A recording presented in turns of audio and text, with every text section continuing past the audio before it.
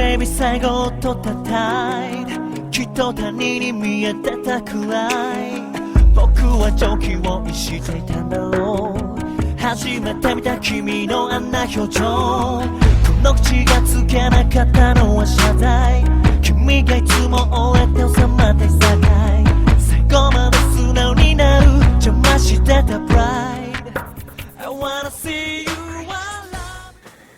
Hey, how's it going everyone? This is Hanson right here, and today I'm going to be talking about the hot shot technique.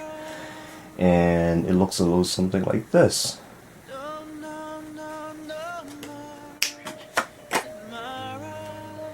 So it's basically a really nice card production technique, as you can see.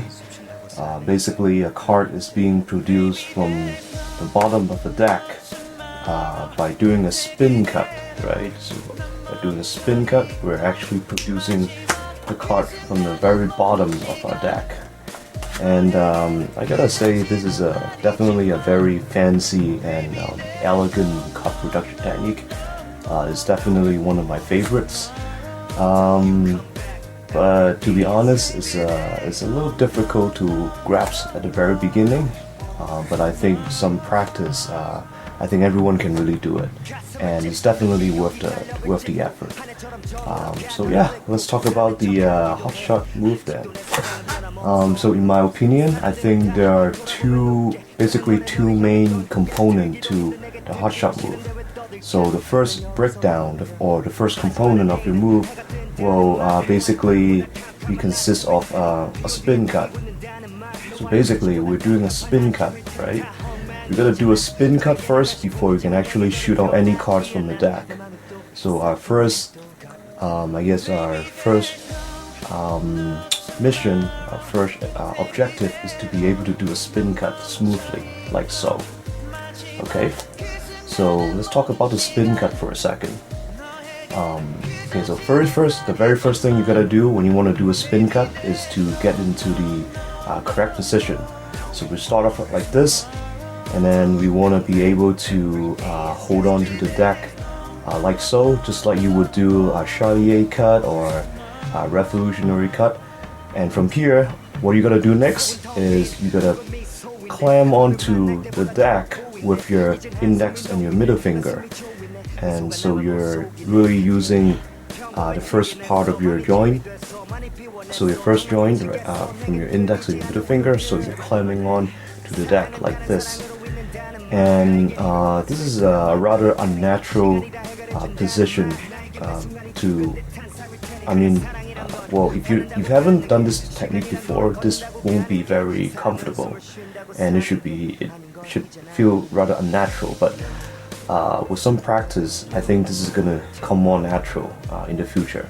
So so once we're here, what we're gonna do next is we gotta rotate our deck slightly this way so that our thumb can come around.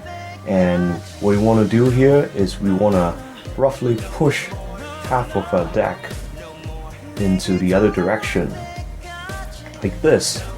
And from this position, my two piles are being balanced by my thumb, my index finger, and also the rest of these fingers right here.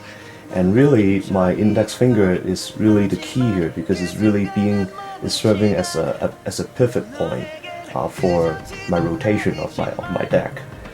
And from here, all we gotta do is to slide the top pile of our cards into the bottom pile, and that's how we complete a cut.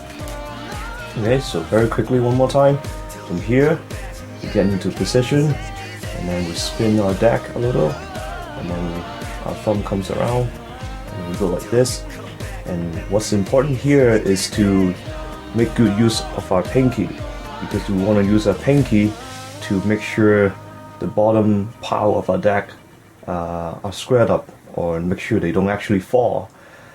So I'm using my pinky right here to balance the bottom pile of my deck. So we're here, and then we're here. Okay, so once you have the spin cut master, this is what you're gonna do next. So we're here, Here, let's do that again. Here, spin. Okay, so once we're almost done the cut, this is the tricky part. So now our focus should be on the index finger. So this is what's happening. So my finger is going inside, and what I want to do next is I want to use my index finger and I want to slide out this card here, which is the bottom card of my bottom pile. So I want to slide it out and I want to position my card perpendicular to my deck, sort of like this. So this is sort of like it's sort of like a gun right now, and this is my firing position. So once you're in this position, what you're gonna do next is you're gonna use your middle finger and you're gonna push against the bottom of this card. And what that does is actually it builds tension on the card. And why do we need tension? Because that's how we stop our energy. And once enough tension is being built,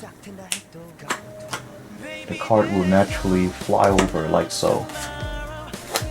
So let's do that again. So we start from here, we do a spin cut, and then when we're here, this is the tricky part, we're gonna make sure we are balancing our two piles properly. So I'm making sure the bottom pile is being squared by my three fingers right here. So again, my pinky is really important here. It's keeping my deck squared. And then now I come in, I use my index finger, and I push this card out. And at the same time, I'm trying to square out my deck so that I can have a good firing position. And then I'm here. And now I use my middle finger. I put it here, and then fire. So yeah, that's it. That's how you do a complete hot shot cut in a nutshell. So okay, so a couple hints and tips for this technique. So let's talk about the spin cut in a little more detail. I think at the very beginning, when you're first starting out, you really gotta be comfortable with the grip of this particular cut.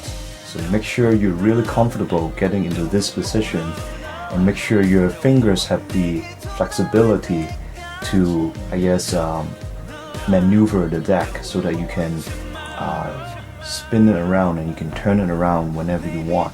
So make sure you can do this properly and maintain a good balance of your two piles when you're doing your cut. And then when you're here, pull that card out.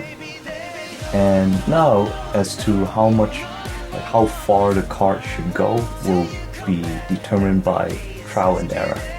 So from here, what you can do next is you should practice your firing range. So here you should experiment with different pressure. So in this case, I have mastered my shooting range, which is from here to here. So I guess whenever I'm in this position, my card will naturally fall within this area or this region. And when you practice, at first make sure you have a consistent, I guess, shooting technique, a consistent shooting routine. So you want to be here and you want to be able to sort of like control where your card is going to land. So if you're here, okay, so let's say you do 10 trials and you want at least maybe 7 to 8 trials where you can get the card to land within a specific region. So you're here, you don't want the card to go like boom all the way here, right? So I mean, you can shoot further eventually when you have more control, but the key is to practice so that you will have a consistency over your firing maneuver. So once you get that done, once you have a lot of control, you can begin to catch the card. But at the very beginning, don't worry about catching the card. Just worry about firing the card in a consistent manner. Oops. So from here, boom. So I can fire usually pretty far these days because I have I practice quite a bit. I can shoot it. And basically, I have like a wider range of control for my shots. And yeah, so basically that's the hot shot tutorial in a nutshell. So practice hard. This is a really nice move, and I think it's definitely worth the effort. So practice hard and see if you can do it soon. If you have any questions, feel free to drop me a comment and let me know. Okay, see you later.